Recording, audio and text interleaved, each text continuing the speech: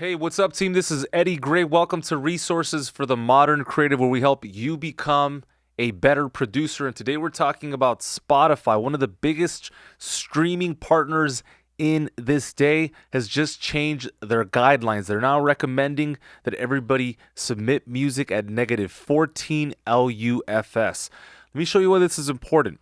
If you decide to not follow these guidelines and you bounce something, let's say at -9, -8, let's hear the song to see what that actually sounds like, what that loudness level sounds like. Let's see.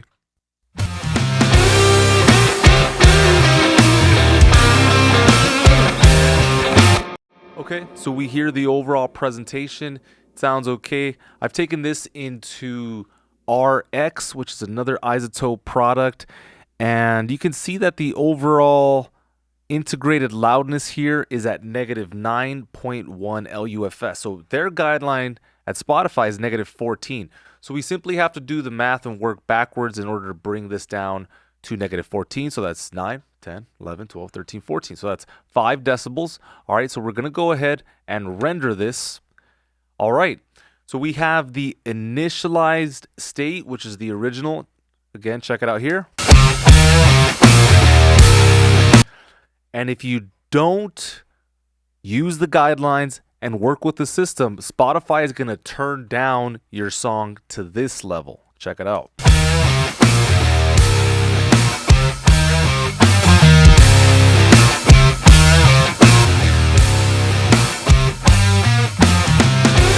Okay, so why is this important? Well, you have to remember a couple of things. If your song doesn't have dynamic range and you do something like this, it's going to heavily affect the overall playback. You're not going to hear as much definition. Now, we haven't even talked about the fact that besides just the overall reduction in volume, they're not changing dynamic range. Something else that's going to be heavily affected is the coding. So depending on the Spotify user and which subscription they have and what their settings are, your song is going to be heard in many different ways. So here in an article by Isotope, it says, depending on a user's streaming quality, they will get a different bit rate. So some users have access to very high quality.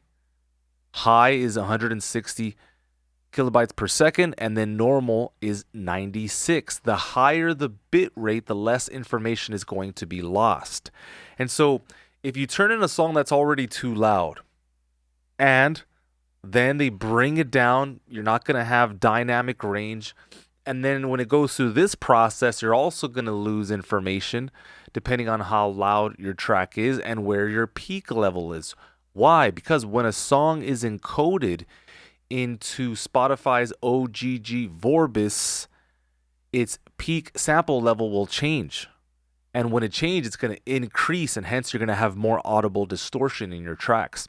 You can see that if you export a wave into OGG and check the peak levels, for example, here are the sample peaks and true peaks for my song at various bit rates. So you can see the wave file or AIFF, the true peak was at -1.01, and as you start to code and change the song and its presentation, you now get exposed as far as your true peak decibel value.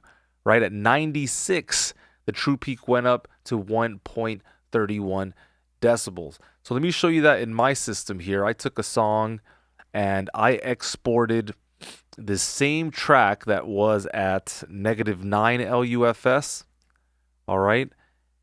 And I burned these at 320 and 160 OGG. So these are the Spotify guidelines here.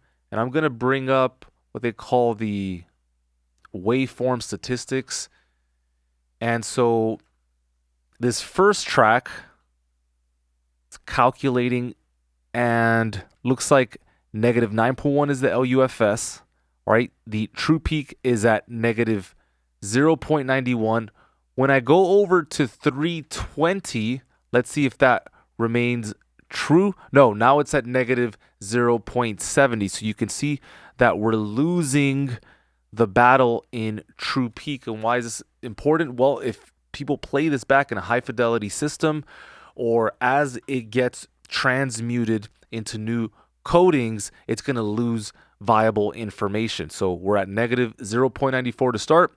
Then this goes down to negative 0.70, or should I say goes up to, and hence it's causing audible distortion. And then check this out. At 160 kilobytes, this is now going to be playing back at 0.58, 0.17, depending on the channel. And so that's obviously a problem, right? You don't want your songs to be played back. Your songs are a representation of who you are, everything you've learned, everything you are. You want to make sure that when people get their hands on them, they translate regardless of their listening level or subscription plan. You want to make sure everything sounds solid all across the board. So that's super, super important. This is why you can't simply just smash a song and just run a maximizer, a limiter, what have you, just crush it. It's not going to work. And so something you can do, which is very helpful inside of Ozone 9's maximizer, is tell the program, hey, can we learn a new threshold? In this case, negative 14. These are Spotify's current guidelines. Let's check this out.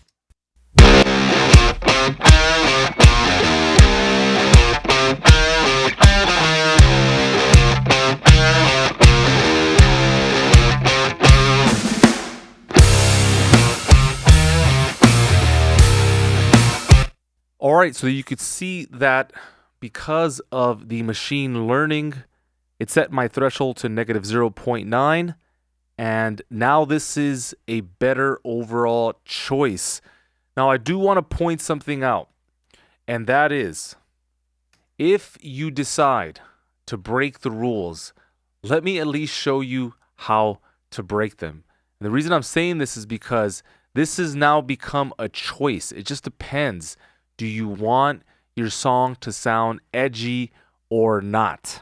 All right, so when we go back to this article, it says we can see that all we've done is chop off the peaks of the drums, adding distortion. So when you push your song too hard and you introduce true peak and inter-sample peaking, now you're creating problems within your mix. It says in the sample peak normalized world of CDs, when tracks weren't normalized according to their perceived loudness, it made sense to push the limiter hard. But now that we're in the age of loudness normalized streaming, the extent to which we push the limiter is more a factor of our creative expression than a technical requirement. Just pushing it for the sake of pushing it isn't doing our song any favors on loudness normalized platforms.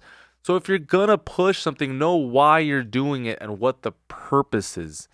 All right, here they give you an example of a song that is pushed at negative 14 in a hard, aggressive way, and then in a non-aggressive way. And so I'm not gonna play this here because I don't want to get flagged for it, but if you want to check out this great article, it is called How Will My Music Sound on Spotify, just released a couple of weeks back. And so I want you to take your time when you are mastering your songs and make decisions. This is how aggressive I want it to sound. This is why I want it to sound like this. Let's say it's an edgy artist. It might be part of the sound. And then the last thing I want to throw out there is that if you have iZotope's Ozone, there's a really cool feature where you can actually listen to the codec in real time. Let me show you what I mean. If I click on codec here, you can see that I'm able to listen to the AAC at 320 or 192 or 128. So that's pretty rad. And so let's go ahead and check out our song, which is currently 4424, played back through an MP3 at 320 kilobytes. Here we go.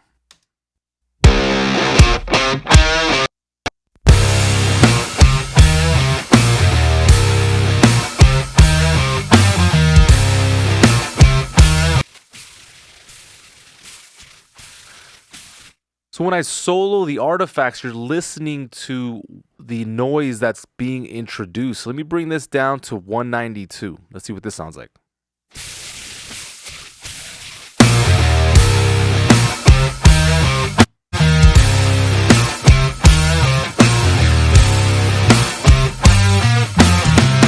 All right, so you have to think about this. If the Spotify listener is listening to your song at 96 kilobytes without their knowledge, right? They just press play and that's it. This is kind of worrisome because all of a sudden you already maxed out on your limiter on your ceiling. You push the dynamic range too hard, and now your decibel true peak is completely out of sorts. And so when they hear your song, it's going to sound really, really bad. Artifacts are going to be there. It's not going to be any dynamic range. So these are all things that we need to think about. I recommend investing or finding a good metering system, something like IK Multimedia TR5 metering, where you get the integrated LUFS, your RMS. Here's my true peak. Let's take a look at this.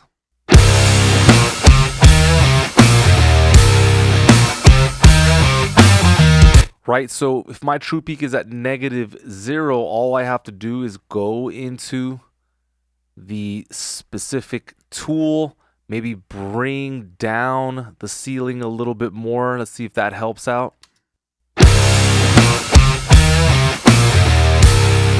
All right, and Spotify recommends -2 decibel true peak. I'm not saying you have to do it. I'm just saying that if you want a more honest translation, it's probably not a bad idea to take the time to do this stuff. So that's feeling pretty good. Another thing I'll do is I'll use a gain plugin at the beginning of the chain just to pull back a little bit and not hit all of these plugins on my mastering chain as hard. Let's see what this sounds like.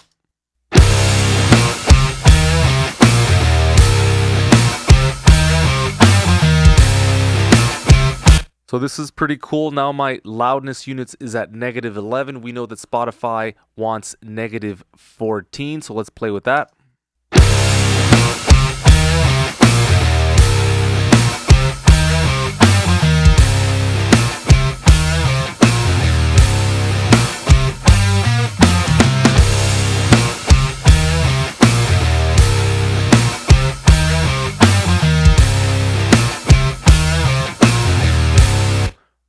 Again, why this is important, when I bounce this song, which I'll do right now, and I send it into RX, we're going to see that LUFS, Spotify, new. We're going to see that it's going to have dynamic range. We're not going to have any problems with true peak. So regardless who's listening to it, when they're listening to it, it's always going to translate and it's going to sound good. And it's going to be a representation of where I am, my mixing skills, my ability to release music, right? You want to make sure everything is in line. Your song is not going to sound crushed. It's going to have the necessary dynamic range, and also it's going to be loud enough. And so these are a lot of different check boxes that we have to look at, but you do start getting used to it. But the most important of the bunch are going to be integrated loudness, true peak. If you can, start looking at dynamic range so you're not completely crushing your song. Something else to look at is your imaging and your correlation. I do have a video on the YouTube channel called How the Correlation Meter Affects Loudness. You can check that out. And so what I'm going to do now is I'm going to drag this track into RX. All right, let's look at the statistics here. As a whole, integrated loudness, pretty much there, -13.3. My true peak is at -1.51. And so I feel comfortable knowing that when this plays back in any system, any part of the world, it will sound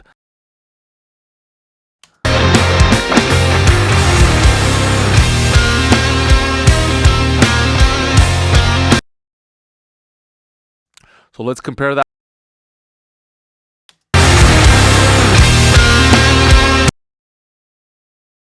Which, if played back at a club, party, what have you, that would be cool because it's just loud. But if that song is being run through some kind of coding, in this case, 160 kilobytes in Spotify, let's see what happens now.